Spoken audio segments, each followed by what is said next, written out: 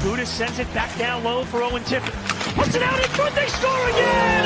Frank Matrano from Owen Tippett, and the Panthers are up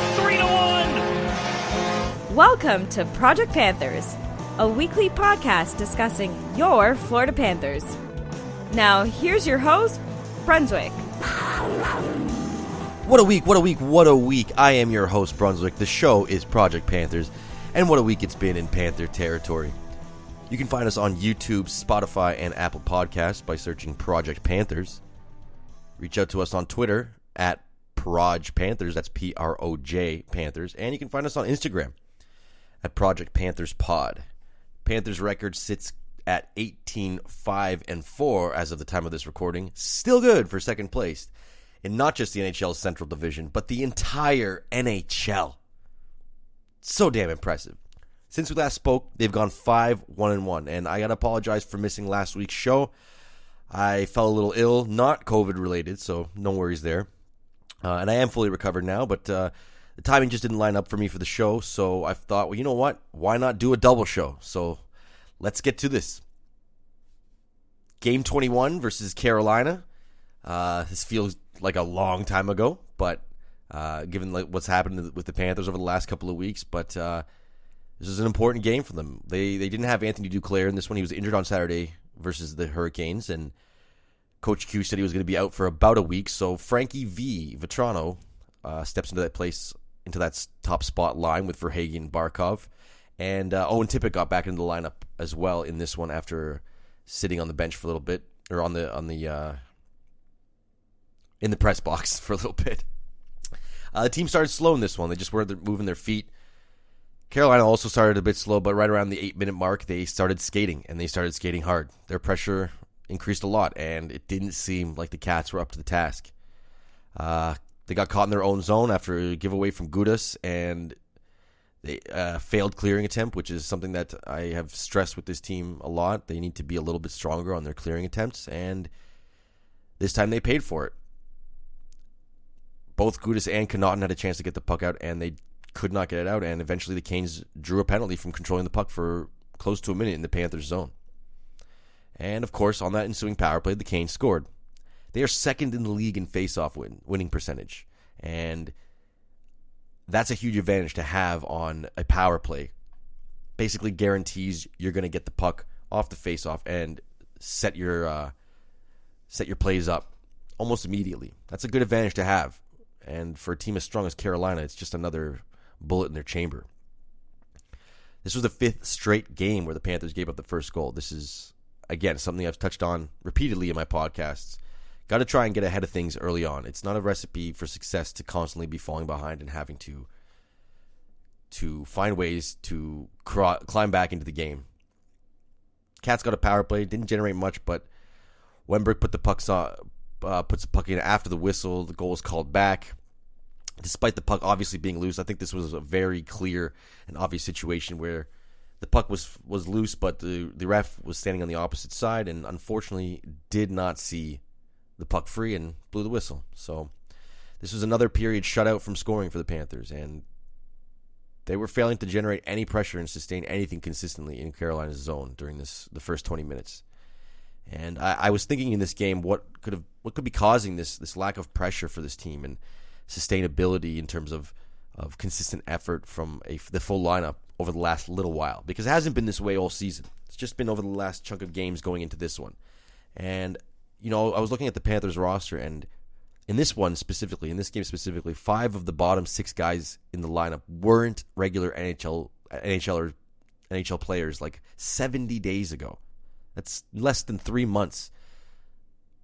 Less than 3 months that 80% of these guys were still playing either AHL or overseas hockey and not doing the everyday NHL grind. So the question becomes, are they set up for success with depth scoring? Or is it too much pressure on not enough proven talent and NHL skill? Time will tell. But the Panthers were just not sustaining any pressure. They had a 4-on-3 power play at one point, but they really did not make anything happen. Carolina's a very aggressive penalty-killing team, and they were all over the Cats. And Barkov and company were doing their best to move the puck around quickly, but a lot of overpassing, which is a standard for this team when they struggle on the power play. They had a couple of decent shots, but again, couldn't really do much on the 4-on-3. And on a 4-on-3 where you have a lot more room to move, you're at an advantage when a team is as aggressive as Carolina is on the penalty kill, because you have more space on the ice to work with. And unfortunately, they didn't capitalize on it. Yandel and Hubie were the 2-point men in that power play, and they felt like they were playing tag with the puck and hot potato and didn't want to do anything with it. It was tough to watch. It was very frustrating to watch from a fan's point of view. But I can only imagine how frustrating it was for a player's point of view. There's another scoreless period for the Panthers in the second. So since the Dallas 3-1 game where they came back, or when they held the lead on, they've been shut out in 11 of their last 14 periods after the second period. If you take out the empty netter against Dallas on Monday, that solidified the 3-1 victory. It's 15 of their last 21 periods played dating back to Detroit, the Detroit 7-2 game, where they haven't scored a goal. So, that's a little under 75% of your periods over the last 2 weeks are goalless. Again, not a sustainable statistic for success. But they came out flying in the third.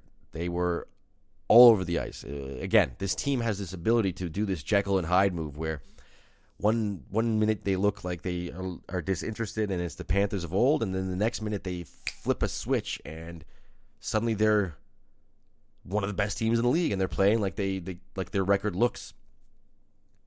They held on to puck possession they honestly dominated puck possession in this third period, and Vetrano scores to tie it up. The new Barkov line with Vetrano, they got it done. And they continued to press. They had 14 straight shots in the third period. They held Carolina shotless for more than 10 minutes. Mason Marchment made a great play behind the net to steal the puck. He got it in front to Louis Starnen, and he banged away at the puck and pops the go-ahead goal. Cats took the lead with 4 minutes to go in a game where they honestly didn't have any business being in it. But that lead did not last long, as former Panthers center Vincent Trochek, everyone's favorite name this season, he ties it up with barely a minute to go. His team really struggles with the 6-on-5 setup, and Trochek was wide open in front of the net for this shot. Easy clapper from the slot. Need to have better coverage in situations like that. This is a key game, and getting a regulation win against a divisional rival like Carolina, who is right there with the Panthers in the standings all season long so far, it's valuable. So this was a tough one to get. And the Canes won it quickly in OT. Cats had some pressure, and there was actually a moment where Wenberg was set up right in front of the net. And if he had just turned his head to the left, he would have seen Reimer completely out of position and a giant gaping net staring him in the face. It was very visible from the TV screen, just watching at home. I took a snapshot of it. It was a big, wide open cage that he didn't look at, and he didn't realize that he had an opportunity to end the game like that. And Canes came back not long after on an odd man rush. They score. It's over. This is a tough one. Despite only showing up for 20 minutes, it was a tough one. And one of my main takeaways on this one is that they need to show up for more than one period. It's not sustainable, and they will not stop. They will stop winning games if they keep this up. You need more goals scored earlier on in the game to help dictate some of the things that can happen later on in the game. It's hockey's a very big ebb and flow game, and that needs to change. Marchman had another nice game, making a lot of plays in his own zone and doing a great job of separating the opposition from the puck. This was a third straight game with an assist on the scoreboard, so he's starting to contribute offensively and does not look out of place in the NHL. This trade is looking pretty nice for the Panthers right now. And it was a tough night for the defense. Stromlin and Yandel had two of their worst games of the season. Lots of fighting the puck, getting caught out of position countless times. Gudas also had a tough game back. This was his first game back from injury. Looked like maybe he needed an extra game. You hope to see a sharper effort from his crew. It's just one of those games, though. Can't win them all, right? Next game for the Cats was in Nashville to kick off a 5-game road trip, and I really wanted to see this team come out with some purpose in this one. They've been struggling to score the first goal, and they haven't scored the first goal in 15 of their last 21 games, and that's something that needs to change. And they did just that. They came out skating hard. They were all over the Predators to start. Verhaeghe picks up a garbage goal in front of the net in the middle of a scramble near Rene's crease. Ekblad made a really smart play, finding a ton of free ice to get to the net and create the opportunity for Carter. Really nice start. They keep it coming, and less than 3 minutes later, Mason Marchment finally gets rewarded for all of his effort and scores his first career NHL goal. Love his style of game. He's all over the ice. He's visible, physical. He's also have deceptively nice hands. He makes this nice little forward pass. He did it a couple of times in this game, and he's done since, where he streaks in off the wing, and it's a nice little lateral pass over that can deceive defensemen. It's a really impressive play that he does, and nice to see him get rewarded. And now points in 4 straight games for the kid. And they kept it going throughout the period. They did not let up. I think Coach Q had a similar message to what a lot of fans were thinking going into this one. So they did not let up. And Nashville had a couple of chances, but mostly from the outside, and Bob was ready for them all.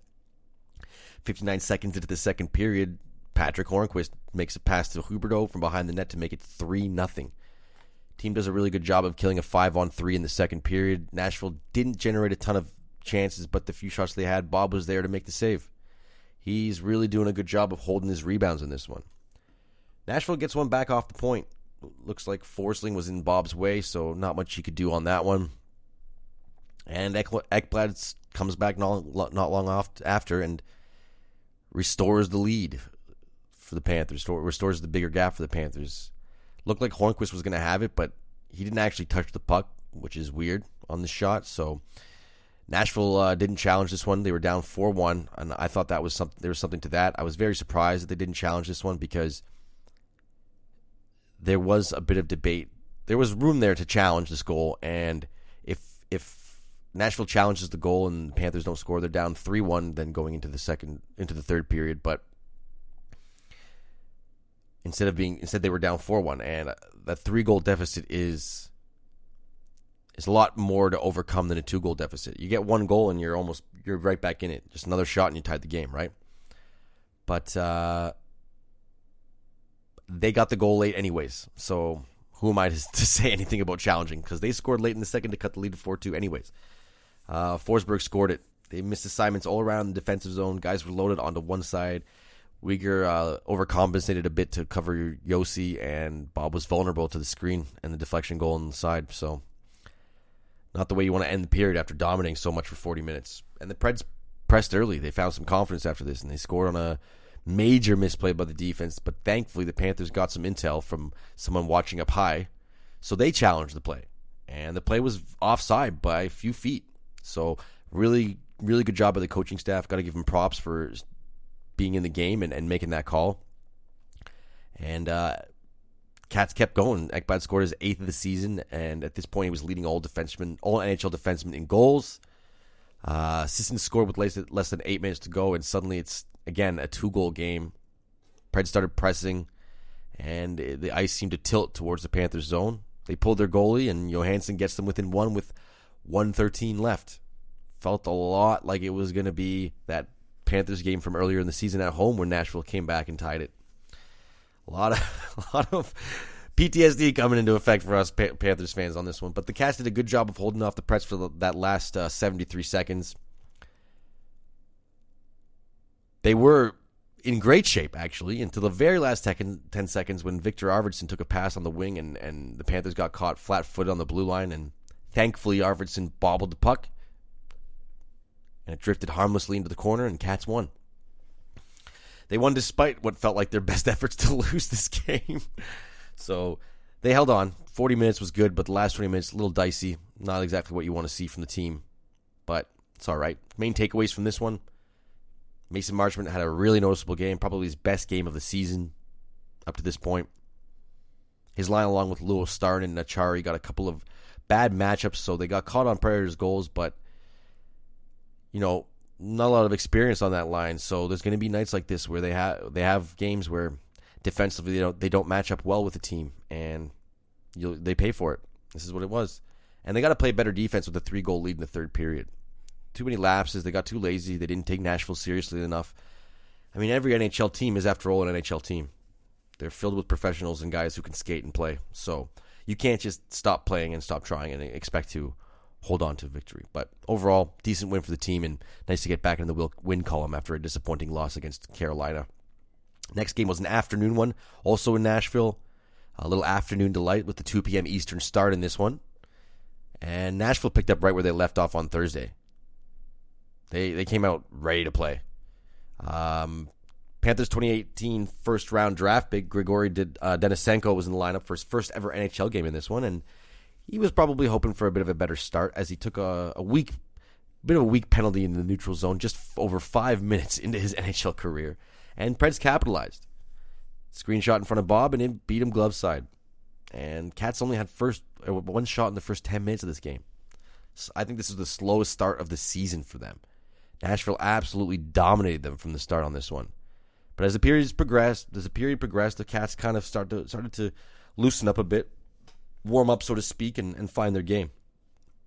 Just as time is dwindling down in the first, Ekblad corrals a puck in the neutral zone, steps into the zone, and pulls a nice little toe drag on Predators captain Roman Josi. Beats Rene Top Shelf with just over 13 seconds left in the period to tie it. That's 9 goals now for Ekblad in the season. He's really finding his offensive game this year. He's having a career year offensively, and it's nice to see him finally get some recognition around the league. It's not just us Panthers fans and local writers talking about him. It's the league is talking about him, and he's having a Norris caliber season right now. You know, unfortunately, the Norris is sometimes heavily skewed with offensive statistics, but I digress. Nice to see from Ekblad. Team came out much better in the second. That Ekblad goal seemed to really energize him in this one. Huberdeau scored with a minute 15 into the period after a nice little breakout pass from Hornquist for a breakaway. Huberdeau outweighted Rene on this play and pulled a really slick little move in the space of a phone booth to get this goal past Rene. And the Preds were quiet for most of this period. Panthers kept them to the outside on a lot of their chances. I think the Panthers could have done a better job utilizing their speed to try and break. The Predators could have done a better job utilizing their speed to get through the Panthers' defense. As I've mentioned before, they have the Panthers struggle with speed off the wing, but Predators just didn't seem to get much going. But credit to the Cats for the defensive game they played. Mr. Cookie, as he's often referred to, Noel Acciari, finally scores his first of the season on a 2-on-1 with Juho Lammikko.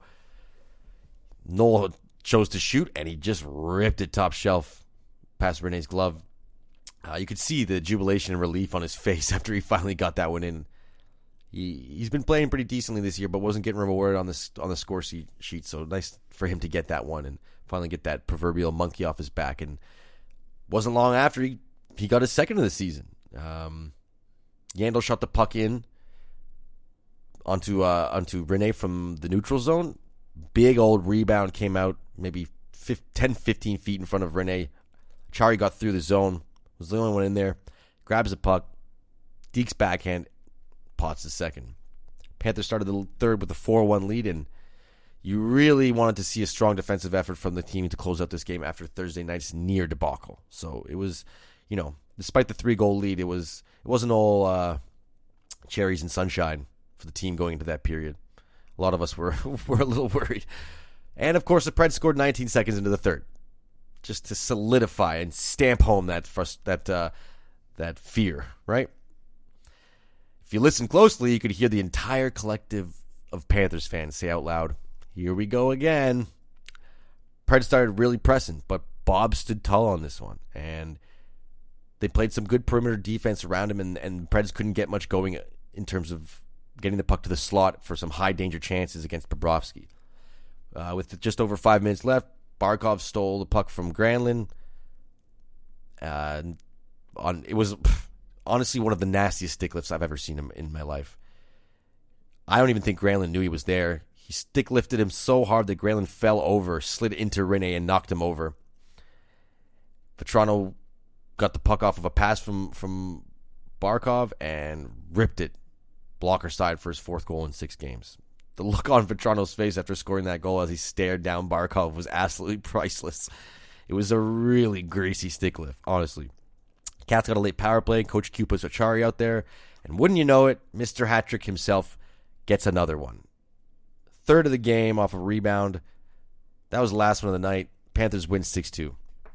And main takeaways, despite the convincing victory, the team still needs to work on its starts. They need to step up and be ready at the drop of the puck. Nashville came out swinging, and honestly, if they were a better team, the Panthers would have likely been in worse shape after those first 10 minutes.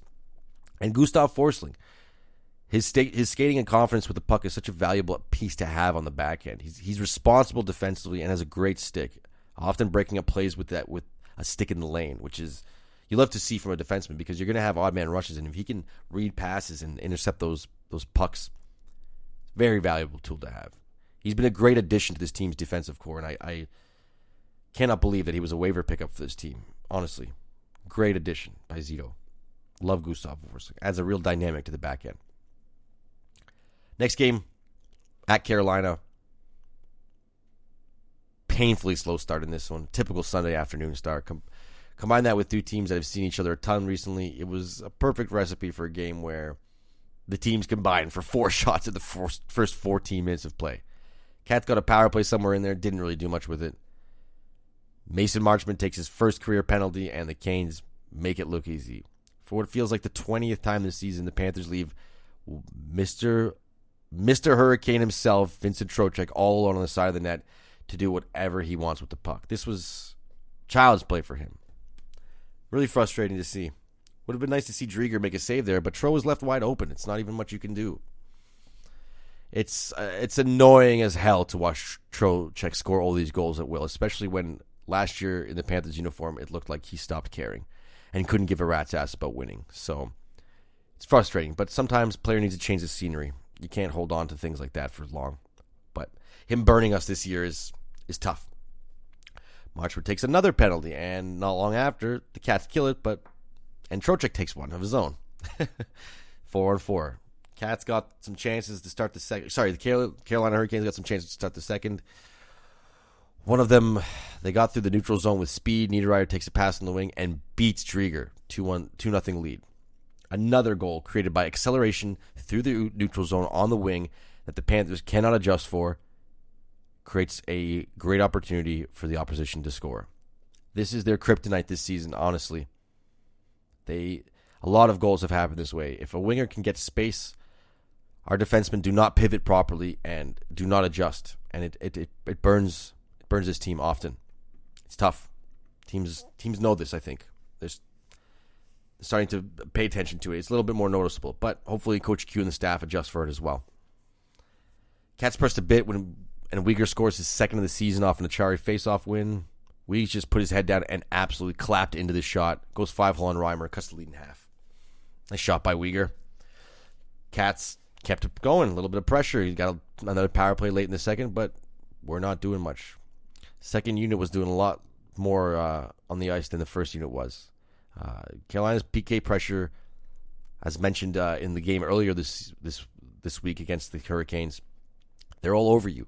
They absolutely engulf you defensively when they're penalty killing. And a team like Florida likes space. And the first unit doesn't do the simple things. The first unit does the complicated overpassing, let's find the perfect play. And sometimes that works. But when it's not working, it looks kind of ridiculous out there. And the second unit got out there and simplified things and nullified the ticky-tacky passing that we see in the first unit, and they created more chances for themselves just because they were doing the simpler things on the ice. Couldn't score a goal, unfortunately, but they were doing the simple things to generate chances, which I would like to see more of from the first unit just because of the danger that it poses for the opposition. If your first power play unit can adjust like that on the fly, it's another weapon in the tool shed, right? Panthers started the third on the back half of the power play, and wouldn't you know it, the Panthers give up 2 2-on-1s again, and the Canes score on the second one to make it 3-1. Completely disastrous play from this top unit in this one. Honestly, this was maybe this power play unit's worst game of the season. Really disappointing to see. Team looked exhausted. They just had no energy. Canes get a breakaway, and it's 4-1. This game is done. They just don't have the drive on this one. 5 games in 8 nights. They traveled last night. Not really surprising at all. Nice little schedule bonus for the Canes in this one. They got a little advantage, right? Barkov and Huberdeau combined for a nice play to Marchment for his second goal in 3 games. Kid continues to get himself chances offensively and is rewarded with the ice time with Barkov and Huberdeau, but it was too late. Cats pulled the goalie, generated some chances, but can't put one home. It's just a tough game. Carolina's a good team, and they didn't show up ready to play. That's all it was. That's my main takeaway from that one. Next game was in Columbus a couple days later. Cats came out skating hard. Had a couple of really good quality chances. Couldn't convert. Barkov collides with Boone Jenner in the offensive zone. Just a little incidental contact. Nothing malicious, but Barkov took the brunt of it to his face and when he ran into Jenner's shoulder, he went down real hard. Got up, played another shift in the power play where he missed a wide open net, and then went back to the locker room for a concussion protocol. Can't lose a guy like Barkey, but he was back not long after, so nice to see. Juho Lammikko scores his 3rd of the season on the backhand. Nice little deceptive play. He scored another goal like this earlier in the year against Carolina, first of his career. A little deceptive backhand play. Backhands are hard to read for goaltenders. A wrist shot is much easier to read the trajectory. A backhand has no way of predicting where it's going to go. So you're trying to cover more of the net when you're seeing a backhand come. So oftentimes goalies will leave that 5-hole exposed because it's not the first thing you think of. You think of your glove sides or whatever, right? So nice little goal for Juho. And then Columbus started pressing. They seemed to get what I believe was the next 10 shots and a lot of odd man rushes. Bob shut the door over and over again. And at one point, Uyghur got a great stick in there and saved a goal. Panthers swung some pressure back in their favor before the period ended, but couldn't quite get it done to pad the lead. Early power play in the second for the Cats, and Hornquist doing what he does, stands in front of the net, deflects a shot from Ekblad. I feel like I've said that a million times already this season, but I guess it's just been 10 because that's his 10th of the season, but also team leading 6th power play goal. Again, the power play unit is Patrick Hornquist. They run through him. These goals are created because of his net presence and the ability for our perimeter guys to make space, get the shots through, and allow Hornquist to be in a further position for success. Jackets come back 3 minutes later, though. They cut the lead to 1. Michael Del Zotto gets the goal. He's had a really nice season for Columbus after being a training camp tryout. He really has had no business being as good as he's been and averaging top 4 minutes on a strong defensive team. So nice to see a player find a home when you think that maybe their career was on the tail end of being done, you know? So good for Del Zotto finding a home with Columbus. Panthers continue to get some quality chances on Korpisalo, but my goodness, he made some big saves. It was power play late for the Cats. They weren't generating much on the first unit, but Tippett, Mr. Owen Tippett, he did not tip it. He wristed it. Right past Korpisalo. Marchment pulling the old Hornquist with the screen in front. Cats go up 3-1 on Owen's second of the season. Forsling finally got his first point of the season in this one after being all over the ice for the last few games. I feel like there was, every game he played, there was one chance where he was on an odd man rush or broke through some defense and created a chance for himself. So nice to see him get something on the scoreboard in this one. Third period, mostly Blue Jackets. Cats got a couple of chances, including a Toronto breakaway. But again, Korpisalo was up to the task. Bjorkstrand cut the lead in half midway through the period, and the Jackets kept pressing. But Bob stepped up, makes some key saves in this one, especially down the stretch in the third period. Columbus was really pressuring, and the Cats struggled defensively, but Bob was there. Bob was there to answer the call. They killed it. Verhaeghe got a empty netter. Just his second goal in the last 15 games, but nice to see him get on the score sheet. Again, big win for the Cats. Main takeaways, Bob was absolutely spectacular. Made a number of great saves. Panthers defense was asleep many times in this one. Jackets did miss a couple of wide open nets, but none of those chances were due to Bob's misplay. He came up big when needed. Made a ton of great saves, especially, like I said, down the stretch, last few minutes when the team needed to hold on to that lead. Bob was there. And Mason Marchment had a shot on the first line with Verhaeghe and Barkov and did not look out of place in this one at all. He's got a big, lanky body and with surprisingly soft hands. I love this kid's game. I really do. I think if he can continue this trajectory, he's got a nice long career in the NHL as an undrafted player. So a little bit of a success story there for him so far.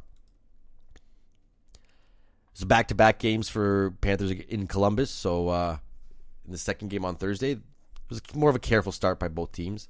A couple of chances on both sides, but not much doing. Marchman had a really nice back check on a 2-on-1 to save a goal.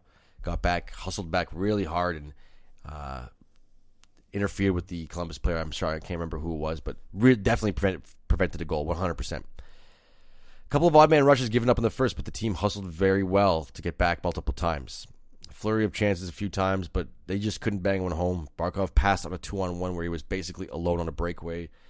You know, we've seen this happen a few times with Barkey. You really want to see him shoot that puck more often, and this looked like he had a clear path to the net, and he still chose to force a pass to Verhaeghe that just had a very low probability of being successful. He was already himself in a much better shooting position than Verhaeghe was, so he had the higher percentage chance. You want to see him take it. Good penalty kill to start the second for the Cats, but the team continued to give up odd man rushes. Jackets capitalized on a pinch by Yandel. Lomberg misplayed it as well, as he didn't cover for Yandel. He did not read the play, and Jackets go up 1-0. Panthers continued to struggle to generate anything offensively, and the Jackets were pretty suffocating at this point all over the Panthers. They couldn't get much going. Neutral zone was clogged. It was one and done in the offensive zone if they did get through. Not a lot of action. Jackets go up 2-0 when a bunch of missed assignments allowed Bjorkstrand to get his second of the period. This is where Coach Q changes the lines up. Panthers get some pressure from the new Verhaeghe, Wenberg, Hornquist line. Forsling takes a wrister from the point, and wouldn't you know, Hornquist is there once again, tipping it past Elvis Merzlikins for his 11th goal now of the season. Cats cut the lead to 1. Early penalty in the third by Wenberg, though. Laine is left wide open twice on the power play. Cats, again, just did not have their heads on the swivel during this penalty kill. Did not keep their feet moving. And, you know, Patrick Laine, although he struggled offensively going into this game, he's still one of the best shooters, pure shooters in the league. Leaving him wide open on his off wing twice within 15 seconds is not a good thing. Not a good thing. And he made them pay. Jackets go up 3-1. Another 2-on-1 given up by the Panthers. Domi slides it in on a weird play. Jackets are up 4-1. This one seems to be all over. They're not getting energy. They're not playing in the game. They don't seem involved. They don't seem as interested. Just seems like one of those nights. But don't count these Cats out.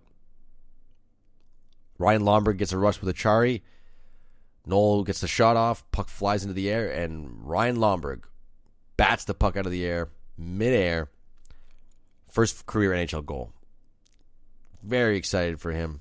Very nice to see. Pretty nice goal for your first of your career as well. Pretty impressive. Now this kind of kickstarted some things for the Panthers. Started to sustain some pressure. They got a power play. They didn't score on the power play, unfortunately, but the pressure was there. And then Mr. Owen Tippett, once again, second in as many games, rips it past Elvis, glove side off the goalpost. A howitzer of a shot. A hole zinger, as my friend and I have referred to it over the years. Former NHL player Brian Holzinger.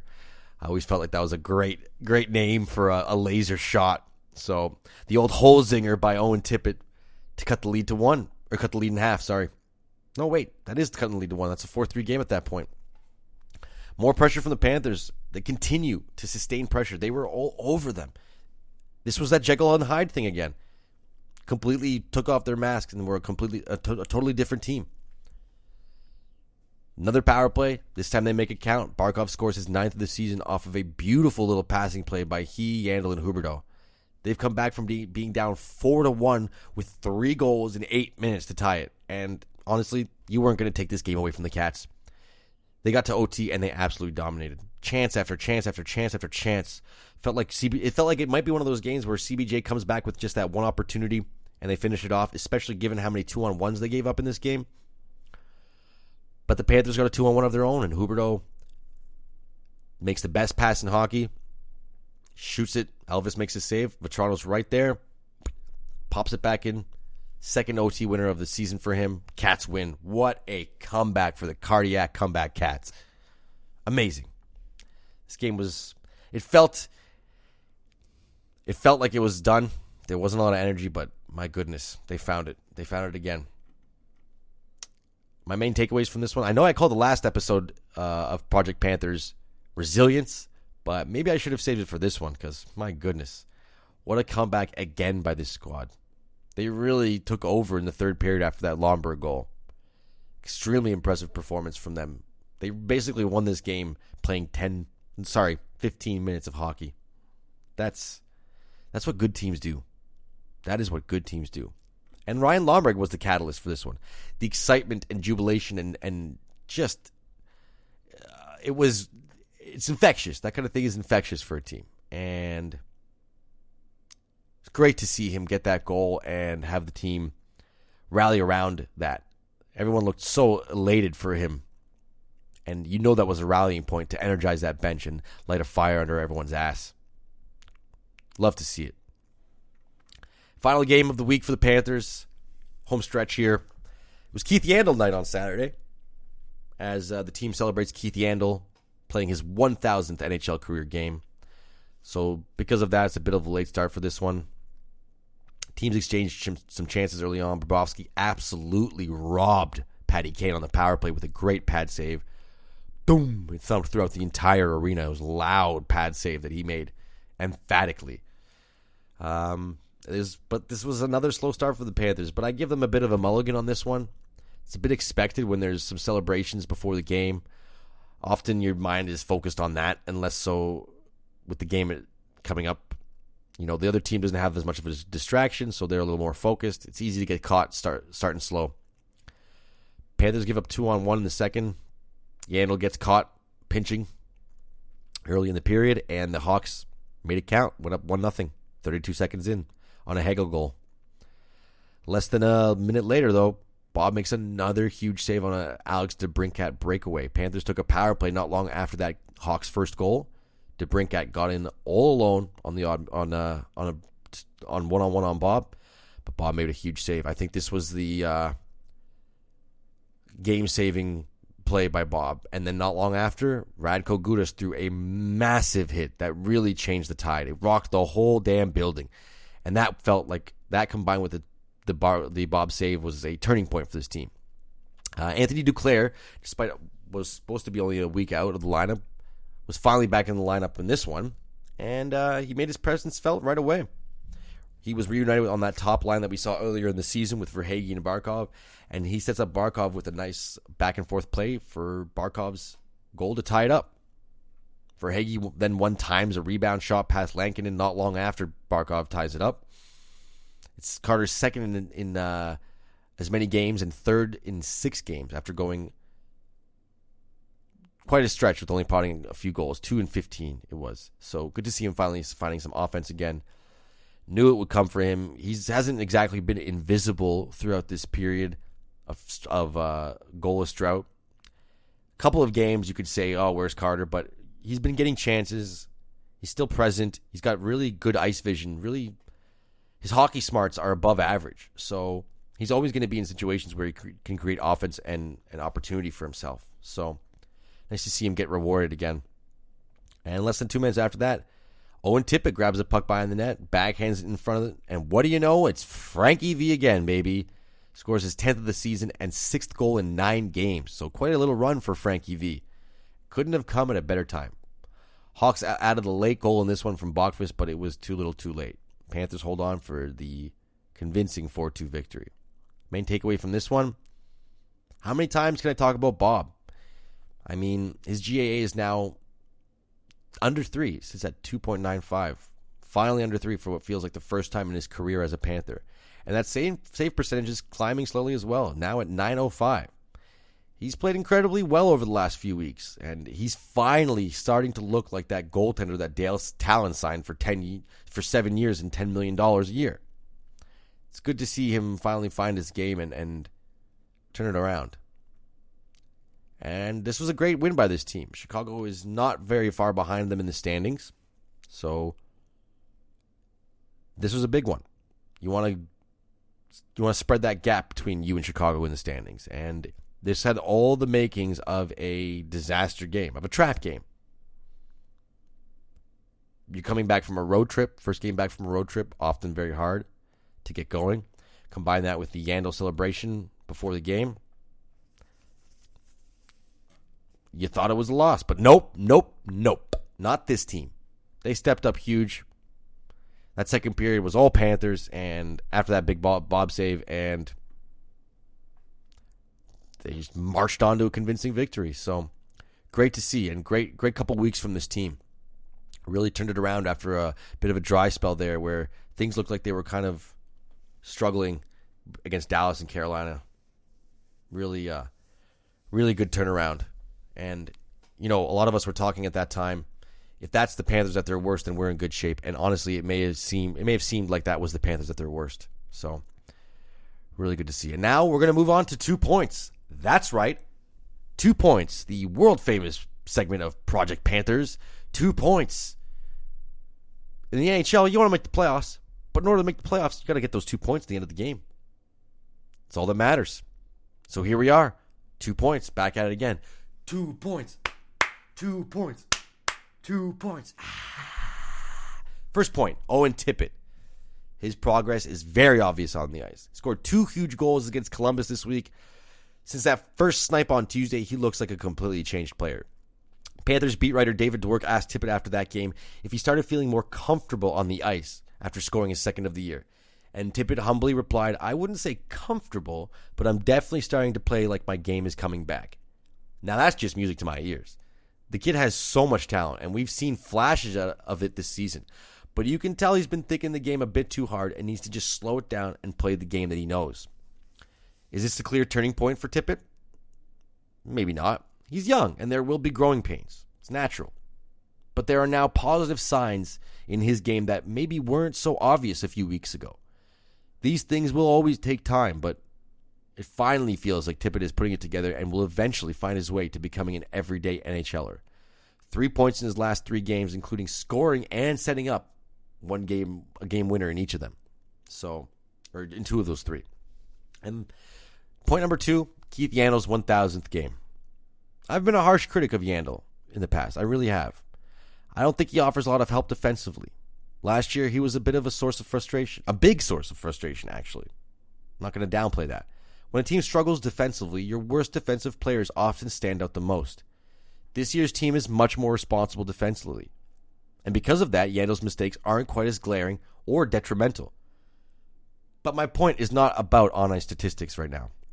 My point is about how amped all the boys seem to be for Yano celebrating his 1,000th NHL game.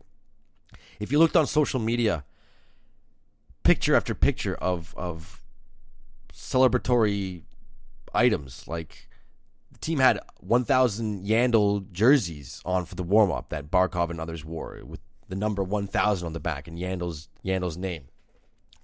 They had custom t-shirts made for everyone to rock pre and post game, and the video messages from teammates past and present really reminded me of something I've mentioned on this podcast often, and that's the human element of hockey.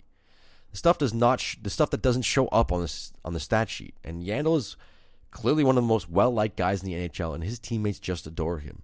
He even makes it possible for Android Barkov to show some emotion when he talks about Yans.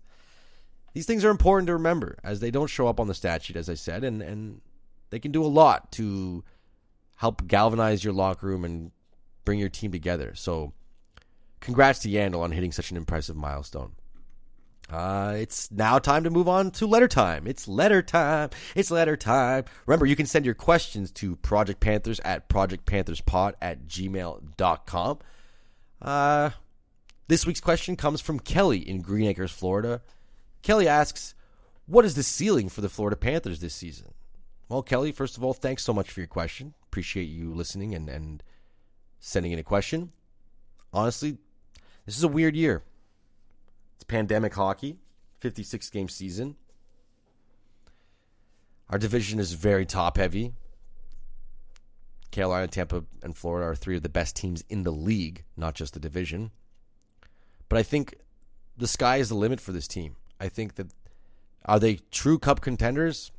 It's tough to say. I don't know if they have the depth up front as the current rate now to make a full push in the playoffs. But I think this team may finally win a playoff series this year. Not a guarantee, because the matchup in the first round could very well be Carolina or Tampa Bay, depending on where things line up. It's not going to be easy. Even Chicago, who seems to be the front runner for the 4th spot in the division, not going to be easy to beat. So there's no guarantees, but I think this is a year unlike any other for the Panthers. And it's their best start. It's tied for their best start through 27 games in NHL history. Their last one was 96-97, which was the year before they won their last, the year after they won their last playoff series. They lost that year in the first round to the Rangers after a pretty impressive regular season. Really, I don't know if anyone is expecting this team to win a Stanley Cup right now. They're likely a little bit of ways away. But I think the possibility of finally breaking that playoff drought is there. So I think the core of this team is definitely Stanley Cup. The core of this team definitely has Stanley Cup potential. But we'll see over the next couple of years how that flourishes. Right now, it's impressive. But that's it for me, folks. I am Brunswick. Thank you so much for listening. What a marathon of this show this was, eh? Sitting at 45 minutes basically right now. So thanks for sticking around for all of it. Appreciate it. Cats are back in action on Monday versus Chicago. That will be the halfway point of this shortened 56-game season for them. Still surreal to think about where they stand after the 27-game mark. But as far as how the rest of the season has gone or will go, they're only midway through, so can't let the wheels fall off the wagon right now. Got to keep going. You can find us on Spotify, YouTube, and Apple Podcasts by searching Project Panthers. You'll find us on Twitter at ProjPanthers. That's PROJ Panthers. On Instagram at projectpantherspod. Remember to send your questions into projectpantherspod@gmail.com. I am Brunswick. Thank you once again for joining me. Have a week.